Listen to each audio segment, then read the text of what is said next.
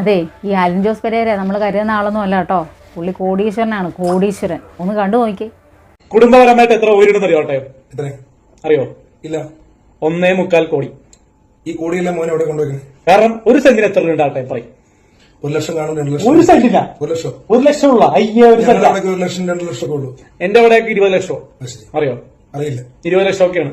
അപ്പോ ഏകദേശം ഒരു സെന്റിന് 20 ലക്ഷം രൂപയാണെങ്കിൽ 30 സെന്റിന് എത്രയാവും? 30 ലക്ഷം അല്ലേ? 20 ലക്ഷം രൂപ ഒരു സെന്റിന്.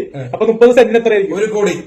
അതിന് മേളില് അതൊക്കെ മേലെ. അപ്പൊ പറയാമില്ല. അപ്പോ അതിലെനിക്ക് ഒരു 80 ലക്ഷം രൂപയുടെ ആസ്തി എനിക്കുണ്ട് ഓഹരി പകരപരമായിട്ട്. അനിയത്തിക്ക് കൊടുത്തില്ലെങ്കിലും എനിക്കുള്ള ഷെയർ 80 ലക്ഷം രൂപയാണ്. അതിന് ടാക്സ് കഴിഞ്ഞാൽ 40 ലക്ഷം രൂപ കിട്ടും.